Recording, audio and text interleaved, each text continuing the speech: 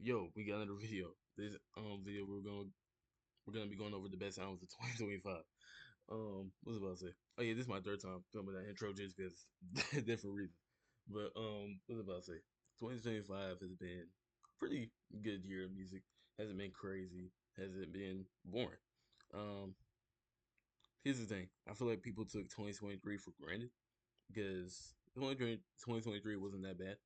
Obviously, for a rap fan like me who basically only likes basic rap music.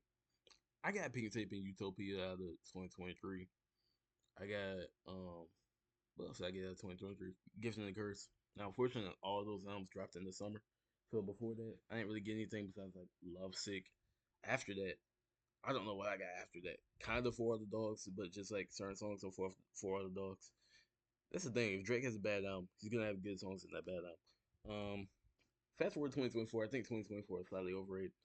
Um, We Don't Trust You and Horror Sound Cycle is the only two albums that's close to being classics. I don't think those albums are classics though. Just because the second half of Hearthstone Cycle is just okay. Then We Don't Trust You kind of gets repetitive after the Rick Ross feature. But um, that's my opinion. I think 2025 has been a better year of music than both of those years. Starting out with music, obviously. Hold up. It would have been better if music by Cardi popped up immediately. But Jesus Christ. See, Cardi, why would you make an album called Music? Because now when I look up Cardi music, it's popping up with all your music. Like, anyway, obviously Cardi dropped I Am Music at the start of the year, or just music, however you want to call it. He should just name the album I Am Music instead of music, but I get you want to make it more simple. Whatever. Um, Music is still my favorite album to come out this year. Um, Music has just so many different sides of Cardi on it. And keep in mind, I'm not like one of those Cardi glazes on TikTok or anything like that. I don't even like I didn't even think I liked this type of music that much until I listened to this album. This album only really has like maybe one or two skips. I'm gonna be honest. Like again, no glaze. I'm not even that much of a Cardi fan. Like I don't like Whole Lotta Red or Dilate basically at all. There's only like five songs on like I like on each album. It's just music sounds completely different. Like I love trap music, and this is the closest thing that Cardi has done to trap music. Um, Besides maybe self-titled, but I do like self-titled. Um, my favorite songs on here: K-pop, Mojo Jojo, Philly, Backdoor, Crank, Charge 'em Hoes, Good Credit, Wake Up Filthy, Jumpin', Cocaine Nose, Olympian. Um, just a bunch of songs on here. Even when the first met the album first dropped, I didn't think I liked the second half of the album that much. But the second half of the album has grown on me a lot. Like Twin Trim, a lot of people say Twin Trim's like one of the worst two songs of the album. I don't agree at all. Maybe that's because I'm a Uzi fan, but I don't know. Like Weezy, obviously, like Weezy's a hit. I mean, I guess I can skip that. This one got it. Walk, Overly, Southland Baby. Those are all good songs. At first, I thought those songs were just mid, but no, all those songs are pretty good. Obviously, Hood by Ear is on the back, the back side of the album. I'm gonna be honest, I can't listen to Hood by Ear though. I wasn't even a huge fan of Hood by Ear when like it came out on YouTube anyway. But yeah, even if you include the Lux just makes it better. Because I didn't even like what's that one song called? Different Day. I didn't like Different Day when it first like released on YouTube. But now I kinda like Different Day. I don't go back to it much. But 2024 is one of my favorite top five songs in the album, in my opinion. Um Back Rooms. Back Rooms with Travis Scott. I was gonna say the best song with Travis Scott on the album, but I don't know. Cardi and Travis went crazy on this album. Um, then obviously, fucking my DJ. Like that's one of the Cardi's best songs ever. Like it's probably like top eight on music, but like you can play that song anywhere because it doesn't sound too crazy or anything like that. Like I don't know how to explain. That's like just a great Hawk song, I guess. But I think Cardi has a bunch of different vibes on his album. This is one of the albums that actually benefits off being 30 songs because most of the songs are short. Most of the songs get straight to the point. Most of the songs are kind of different. He switches up the voices. He switches up beats. Because you have some songs like Pop Out, which sound kind of like a lot of red. You got some songs like Rather Lie, which got people contemplating is that AI? Because Cardi sounds so different on that song. Um, you got songs like Toxic, where he's just using like I don't know. There's just so many different voices, different vibes on the sound. Like even I See You Baby Boy, that's like a whole different sound. That's like almost dialect sound, honestly. But yeah, this is my favorite album of the year so far.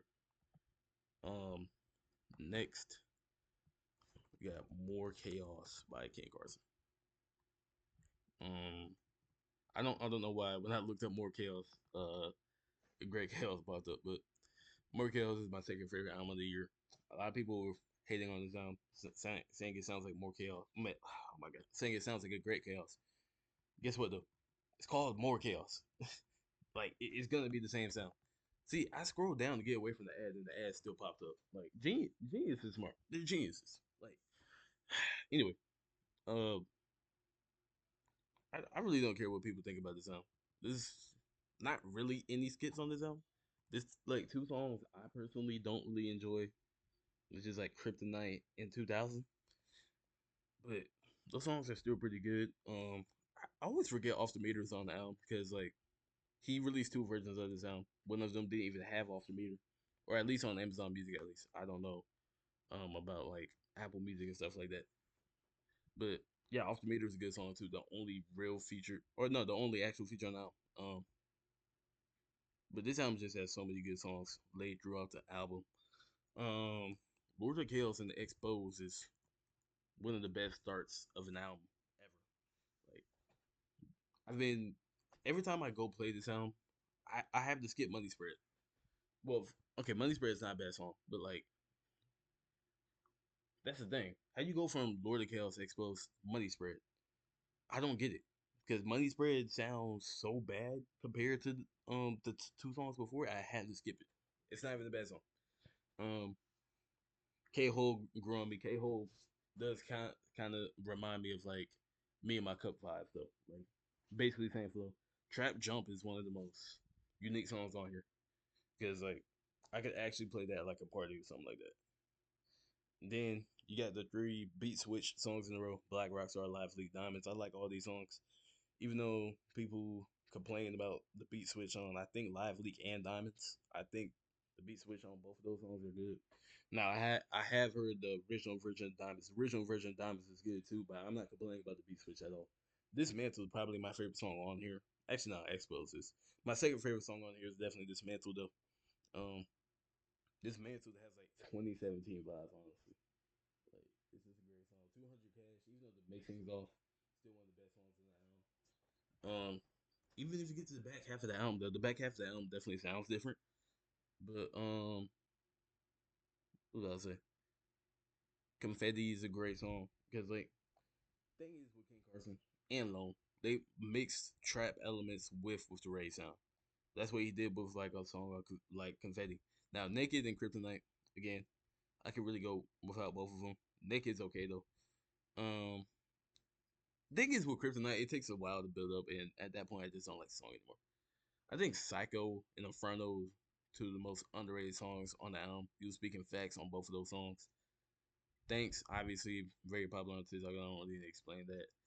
2000, I don't really like it. That King Carson's flow on the song wasn't really good. Evolution of Ghoul. The Evolution of Ghoul don't even sound like it belongs to the album. That's how different it sounds. Evolution, he was just straight up rapping on this crazy beat with distorted 808s. It was insane. And then Ghoul just has like a great beat, different flow, kind of like Halloween type vibes, but it's good. And like I said, Off the Meter, I be forgetting this song now, but Off the Meter is a good song too. Now I don't really know what my third favorite album of the year is. I could just say it's Wham, I guess, by Lil Baby, because I re-listened to Wham, bro. I don't even know who that is. I re-listened to Wham this morning though when I was like doing yard work. Wham is actually better than what I thought my third favorite album of the year was, and this is including the deluxe too, or not this one, but my ranking includes the deluxe because the deluxe had 3 out of 4 good songs. But like You start the album off with "Listen Up," Dumb and Dumber," "Fuck You Twice," "I Promise." Four straight good songs. Even though people don't like "Fuck You Twice" for some reason. Um, the song "Glorilla's" good too. It's just like a little bit of a step down. The song "Raw Wave," y'all not gonna convince me like "Raw Wave" is what it is. "Due for a Win," Stiff Gang, "Sorry," "Stop," "Met Stuff." Oh my god, all good songs. "Say Twin," even though it was kind of like a meme song when it first dropped. "Say Twin" is like "Say Twin" is not that bad. It's kind of catchy. I don't go back to it though. I'm gonna be honest. "Free Promo," "Outfit," "Drugs Talking," "Street Quarter," they're all good too. I don't have "Drugs Talking" on my playlist or anything, but I know people love that song. But I don't know. I just think the sound does have a lot of good songs, even though it's not like the most memorable album, just because it's Little Baby. Um, like outside the first two tracks, the song 21 Savage, "So Sorry," and "I Promise." There's not that many songs that like are very memorable on here, but this is still a solid album. I probably give it like an 8.5 out of 10. Um, yeah, I really like it, and I'm actually excited for the leaks that's coming out. I think September 5th now, but yeah, I looked up the wrong name of the album, but the next album is actually the most recent album on here. It's "Deshaun" by NBA YoungBoy. Uh, I did. I tried to do a tier list for this for this album. That's the only reason the tier list came up. But "Deshaun" literally just came out last Friday, August 12th. Or actually, that's not even last. Oh no, it came out last Tuesday. I forgot it came out on a Tuesday.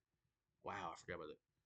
But as you can see, like these Genius reviews don't even have like that many views because like it just came out. But I think this is better than Massa a little bit at least.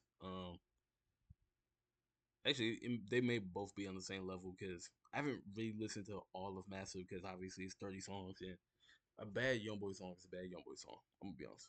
And I don't really like when YoungBoy sings, but this album doesn't really have any bad songs at all. I think the only real bad song in this album is the one with Kevin Gates, and there was one where he was like singing, but it was horrible. Maybe it was on track 12. But besides that, all the songs on this album are at least good, and that's why I'm looking for YoungBoy. I'm looking for energy from YoungBoy and him not rapping about nonsense. Like when he raps about nonsense and it's offbeat, I don't like it. But when he has energy, the beat sounds good. I really like it. That's what this sounds like. This sounds like peak YoungBoy. I'm gonna be honest. This is like YoungBoy's third peak, because or maybe fourth, because obviously he had like that 2015 era. Then like when he dropped AI YoungBoy 2, then when he dropped Colors and like the last Lamito. And I think this is his like fourth round. Because Massa and Deshaun is two great albums. And he also had a couple features too surrounding both of these albums with what's that one song called?